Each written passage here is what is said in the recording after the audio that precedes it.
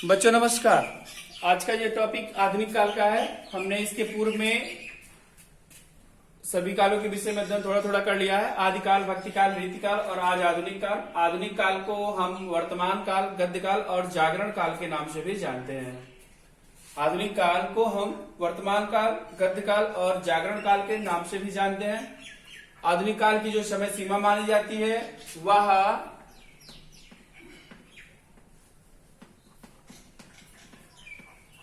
आधुनिक काल की जो समय सीमा मानी जाती है वो सन 1857 ईस्वी से आज तक मानी जाती है। आज तक मानी जाती है समय सीमा आधुनिक काल की। आगे हम आधुनिक काल के विषय में आज अध्ययन करेंगे। जैसा कि सब जानते होंगे कि आधुनिक काल को कई भागों में बांटा गया है। आधुनिक काल के कितने भागों में बांटा गया, क्या क्या नाम दिया गया है, उन नामों के विषय में भी हम चर्चा कर लेते हैं। आधुनिक काल को जिन अलग अलग युगों के रूप में बांटा गया है उनमें सबसे पहला युग है आपका भारतेंदु युग। भारतेंदु युग, भारतेंदु का एक और नाम है। भारतेंदु युग को ही हम पुनर्जागरण काल कहते हैं।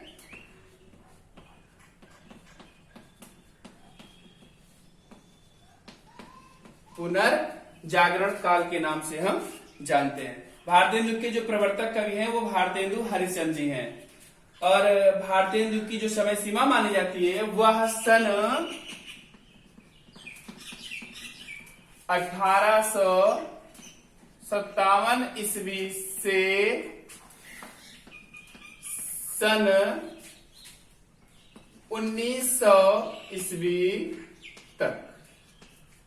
भारतेंदु हरिश्चंद्र जी भारतेंदु युग के प्रवर्तक कवि हैं।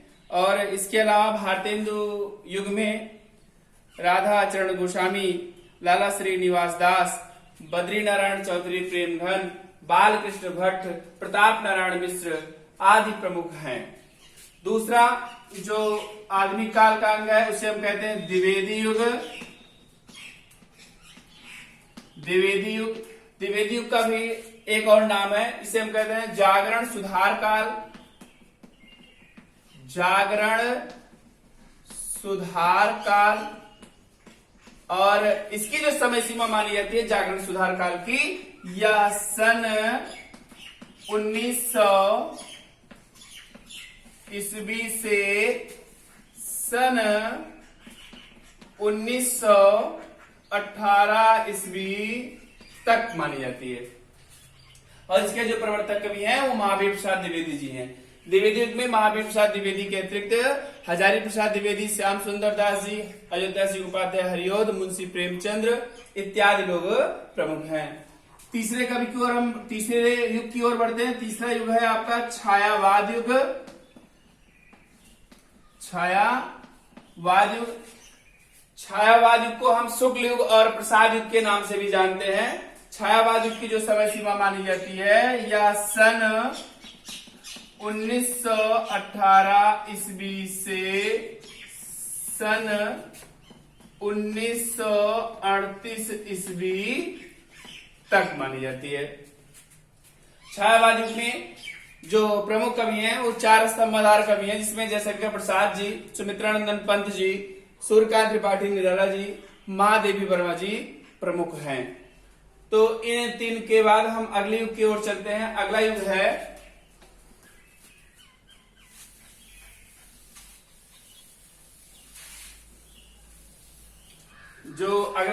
अगला युग है जिसे हम कहते हैं छायावादोत्तर युग।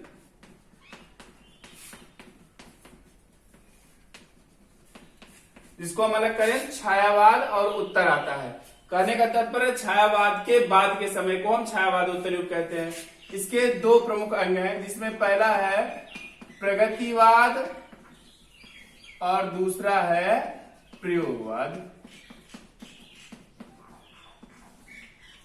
अब देखें छायावादोत्तर युग जो है, अगर इसकी समय सीमा देख लीजिए तो 1938 ईस्वी से 1900 53 ईस्वी तक मानी जाती है।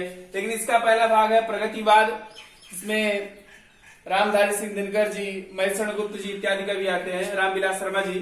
प्रगतिवाद की जो समय सीमा मानी जाती है यह 1938 ईस्वी से 1943 ईस्वी तक मानी जाती है। और प्रयोगवाद की जो समय सीमा मानी जाती है 1943 ईस्वी से 1953 ईस्वी तक मानी जाती है। और प्रयोगवाद के जो जनक कहे जाते हैं, प्रयोगवाद के प्रवर्तक कवि कहे जाते हैं, वो सच्चिदानंद हिरानंद वात्स्यायन अज्ञे जी हैं। और उनकी जो प्रसिद्ध रचना है तार सप्तक, इसमें 7 कवियों की रचनाएं समाहित की गई थी, वह 1943 में ही पहली बार प्रकाशित हुई थी। छायावादोत्तर के बाद अगला है आपका नई कविता का युग। नई कविता का युग, इसका जो समय सीमा माना जाता है 1953 ईस्वी से आज तक चलता हुआ चला आ रहा है। तो हमने क्या देखा कि आधुनिक काल, वर्तमान काल, गद्य काल और जागरण काल आधुनिक काल के नाम हैं। आधुनिक काल की जो समय सीमा है सन 1857 ईस्वी से लेकर के आज तक चल रहा है और इसको कई भागों में बांटा गया। पहला है भारतीय युग, दूसरा है द्विवेदी युग, तीसरा छायावाद युग, चौथा छायावादोत्तर युग जिसमें प्रगतिवाद और प्रयोगवाद है, और अगला है नई कविता का युग। नई कविता के युग में भी प्रपत्तवाद है, नकीनवाद है, हालावाद है, मांसलवाद है, साठोत्तरी है, नवलेखन है, गद्यकाल है, इत्यादि रूपों में भी इसको बांटा गया है। लेकिन यहाँ हम संक्षिप्त में ही अध्ययन करेंगे जिससे कि सभी पॉइंट जो हमारे लिए महत्वपूर्ण है उन पर चर्चा किया जा सके। तो सबसे पहले हम चलते हैं आधुनिक काल के सबसे पहले युग भारतीय युग पर।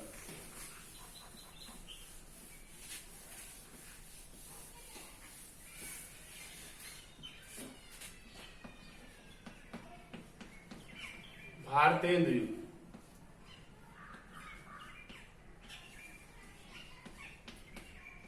इसका एक और नाम है, मैंने भी इसके पूर्व में ही आपको बता दिया था, इसकी समय सीमा भी बता दी थी, फिर से यहाँ पर लिख दे रहे हैं 1857 ईस्वी से 1900 ईस्वी तक।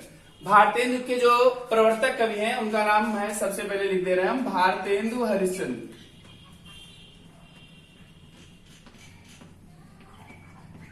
भारतेंदु हरिश्चंद्र जी, इनका नाम हरिश्चंद्र था। 1880 ईस्वी में इन्हें भारतेंदु की उपाधि मिली थी। भारतेंदु हरिश्चंद्र जी उर्दू में कविता करते थे, तो इनका उपनाम जो था, हम लिख दें यहाँ पर, भारतेंदु हरिश्चंद्र जी का उपनाम था रसा। ये उर्दू में रसा उपनाम से रचना करते थे। भारतेंदु हरिश्चंद्र का जन्म जो था ये 1850 ईस्वी में हुआ था और बहुत ही अल्प आयु में ही 1885 ईस्वी में इनका निधन हो गया था। भारतेंदु हरिश्चंद्र जी के पिता गोपाल चंद्र गिरधरदार ये भी लेखक थे। हम भारतेंदु हरिश्चंद्र जी के विषय में और भी कुछ अर्जित करते हैं। भारतेंदु हरिश्चंद्र जी ने लगभग 70 काव्य रचनाएं की हैं, जिसमें से इन्होंने लगभग 22 काव्य ग्रंथ लिखे हैं और 48 प्रबंध काव्य लिखे हैं। इसके अलावा 170 से ज्यादा इन्होंने गद्य रचनाएं की हैं।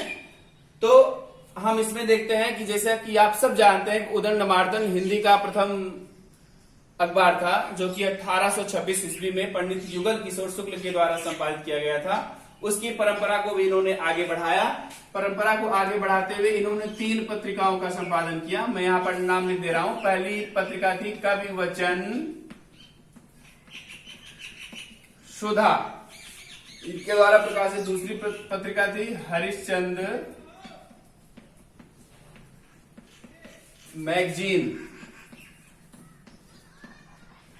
और तीसरी पत्रिका जिनको इन्होंने महिलाओं के लिए संपादित किया था उसका नाम था बाला बोधनी। बाला बोधनी। आते हैं इनके रचनाओं पर। इन्होंने बहुत सी रचनाएं की हैं। इनको हम हिंदी नवजागरण का अग्रदूत कहते हैं। अगर पूछा जाए हिंदी नवजागरण का अग्रदूत कौन है, तो भारतेंदु हरिश्चंद्र जी यहां पर लिख दे रहे हैं, हिंदी नव जागरण का अग्रदूत किसे कहा जाता है? भारतेंदु हरिश्चंद्र जी को कहा जाता है।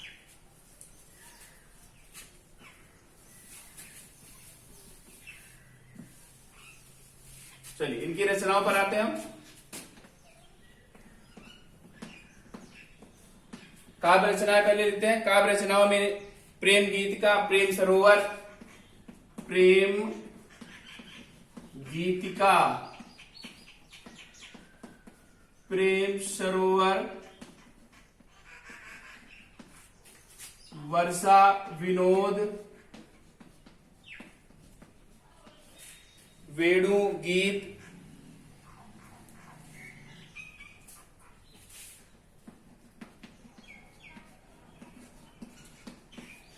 प्रेम गीतिका, प्रेम सरोवर, वर्षा विनोद, वेणु गीत, प्रेम फुलवारी, ये इनकी प्रमुख काव्य रचनाएं हैं। इसके अलावा इन्हें नाटक के लिए भी जाना जाता है। नाटक लिखने में बहुत ही प्रसिद्ध है। इन्होंने कुल मिलाकर के 17 नाटक लिखे हैं। उनमें से कुछ प्रमुख नाटकों के विषय में हम आपको बता देना चाह रहे हैं। मुद्रा राक्षस, ये भारतेंदु हरिश्चंद्र जी द्वारा लिखा गया नाटक है। भारत दुर्दशा,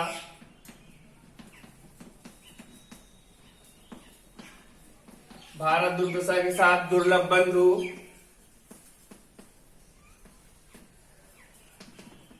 दुर्लभ बंधु, नील देवी, अंधेर नगरी, नील देवी, अंधेर नगरी, अंधेर नगरी। भारतेंदु में जो पहले कवि भारतेंदु हरिश्चंद्र जी हैं, इसके बाद हम दूसरे कवि की ओर बढ़ते हैं। दूसरे का नाम है बद्री नारायण चौधरी प्रेमधन। बद्री नारायण चौधरी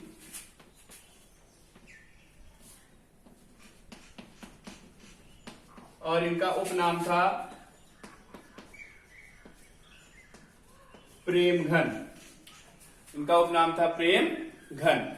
इन्होंने भी एक बहुत ही प्रमुख पत्रिका का संपादन किया था। इनके द्वारा संपादित पत्रिका है आनंद कादम्बनी। इसके अलावा इन्होंने एक पत्रिका और संपादित किया था, इसका नाम है नागरी नीरद।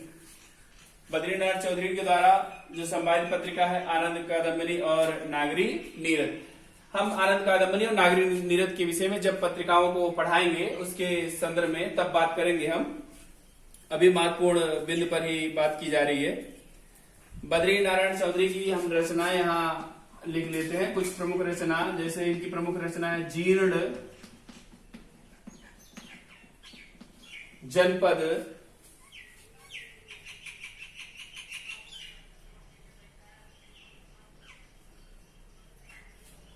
आनंद अरुणोदय,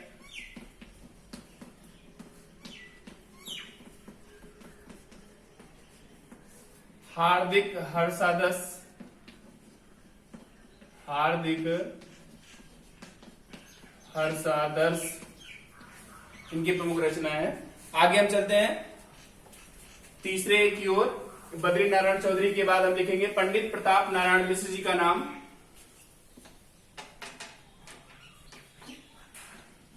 पंडित प्रताप नारायण मिश्र। हिंदी प्रताप नारायण मिश्र जी को हिंदी का स्टील कहा जाता है। बहुत ही महत्वपूर्ण बात यहां पर हम बता दे रहे हैं। हिंदी का स्टील, अगर पूछा जाए हिंदी का स्टील किसे कहा जाता है तो हम नाम लेंगे पंडित प्रताप नारायण मिश्र जी का। प्रताप नारायण मिश्र जी ने भी एक पत्रिका का संपादन किया था और इनके द्वारा संपादित पत्रिका का नाम है ब्राह्मण पत्रिका। ब्राह्मण पत्रिका का संपादन पंडित प्रताप नारायण मिश्र जी ने किया था। इनकी रचना की ओर हम बढ़ते हैं। प्रेम पुष्पावली, मन की लहर, रचना प्रेम पुष्पावली, मन की लहर के अलावा है लोकोक्ति शतक प्रताप लहरी, हम लिख दे रहे हैं, एक और नाम लिख दे रहे हैं बस, प्रताप लहरी, इनकी प्रसिद्ध रचना है। अब हम आगे चलते हैं। पंडित प्रताप नारायण मिश्र जी के बाद हम लिखेंगे नाम अंबिका दत्त व्यास का। अंबिका दत्त व्यास, अंबिका दत्त व्यास भी भारतेंदु युग के लेखक हैं। इनकी रचना है पावन पचासा, हो होरी, पावन पचासा। इनकी एक रचना है हो होरी, और इनकी एक अपूर्ण रचना है कंस बध। कंस बध इनकी कौन सी कैसी रचना है? अपूर्ण रचना। अंबिका दत्त व्यास के बाद हम चलते हैं लाला श्रीनिवास दास की ओर। लाला श्रीनिवास दास, इनके विषय में जानना जरूरी है कि परीक्षा गुरु, जो कि हिंदी का प्रथम उपन्यास है, उसको लिखने का श्रेय लाला श्रीनिवास दास को जाता है। प्रथम उपन्यास क्या है? परीक्षा गुरु। ये हिंदी का प्रथम उपन्यास है।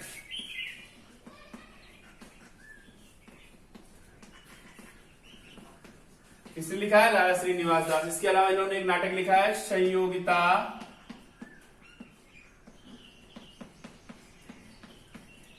स्वयंवर, इनके द्वारा लिखा गया नाटक। इसे में और अगले का नाम लिख दे रहे हैं कि राधा चरण गोस्वामी। राधा चरण गोस्वामी, राधा चरण गोस्वामी ये भी भारतेंदु युग के ही लेखक है। इनकी रचना है भ्रमर गीत,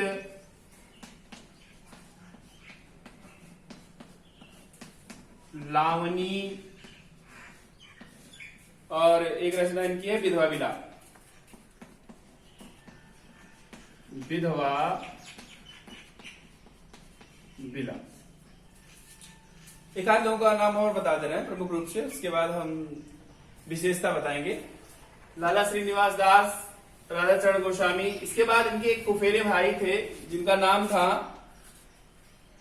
राधा कृष्ण दास। राधा चरण गोस्वामी के बाद आप क्या पढ़ेंगे? राधा कृष्ण दास। ये भारतेंदु हरिश्चंद्र जी के, भारतेंदु जी के फुफेरे भाई, भारतेंदु जी के फुफेरे भाई थे राधा कृष्ण दास। और इनकी कुल मिलाकर 12 प्रमुख रचनाएं हैं, जिसमें से 2-3 रचनाओं का नाम लिख दे रहे हैं हम। भारत 12 मासा। दूसरी रचना इनकी हम लिख दे रहे हैं विनय, देश दशा, देश दशा विनय। विनय ये राधा कृष्णदास की रचना है।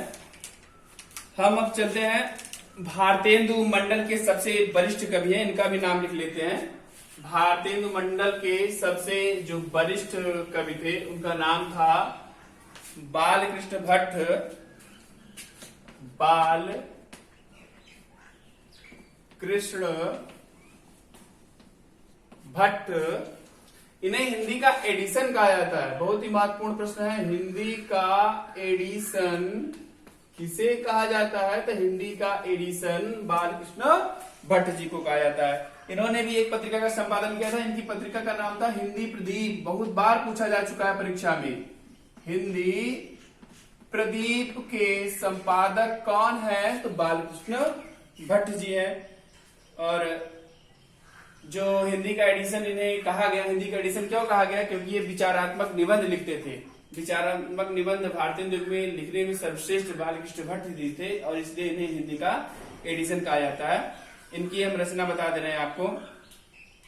के निबंध है इनका एक अनोखा स्वप्न चंद्रोदय।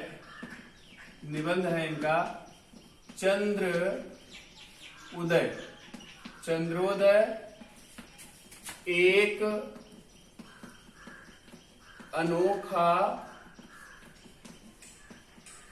स्वप्न। और इनकी एक उपन्यास रचना है जो कि बहुत बार पूछा गया, बहुत ही प्रसिद्ध है, नूतन ब्रह्मचारी। नूतन ब्रह्मचारी। तो भारतेंदु के विषय में हमने बहुत ही महत्वपूर्ण कवियों के विषय में, लेखकों के विषय में जानकारी की और उनकी रचनाओं के विषय में भी हमने पढ़ लिया।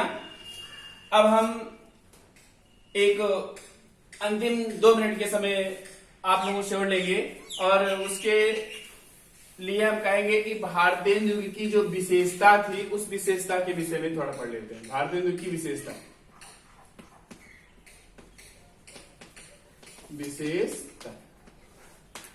भारतेंदु की विशेषताओं में सबसे पहली विशेषता जो थी राजभक्ति एवं राष्ट्रभक्ति थी। पहली विशेषता थी राजभक्ति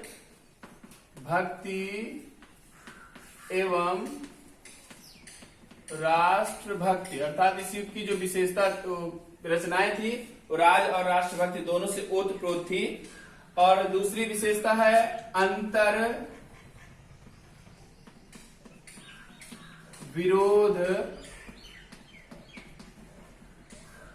अंतर विरोध का साहित्य, साहित्य में विरोध था, अंतरात्मकता। तीसरा है भक्ति भावना,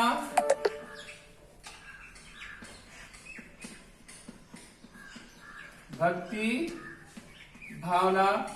चौथी विशेषता है समस्या पूर्ति, समस्या पूर्ति। और आखिरी विशेषता आज का लिख लीजिए कि भारतेंदु में अगर पूछा जाए तो किस भाषा का सर्वाधिक प्रयोग हुआ रचना के लिए, तो ब्रज भाषा का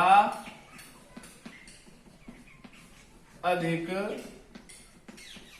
प्रयोग, ब्रज भाषा का अधिक प्रयोग। तो हमने आज आधुनिक काल का जो भारतेंदु युग है उसके विषय में अध्ययन किया। हमने भारतेंदु के जो प्रमुख रचनाकार हैं उनकी रचनाओं के विषय में, उनके नामों के विषय में अध्ययन किया और भारतेंदु की कुछ महत्वपूर्ण विशेषताओं के विषय में भी आज पढ़ा है। आज का वीडियो इतना ही। हम आगे की वीडियो में द्विवेदी युग और छायावाद युग या बचे हुए सभी युगों को पढ़ेंगे। तब तक के लिए धन्यवाद।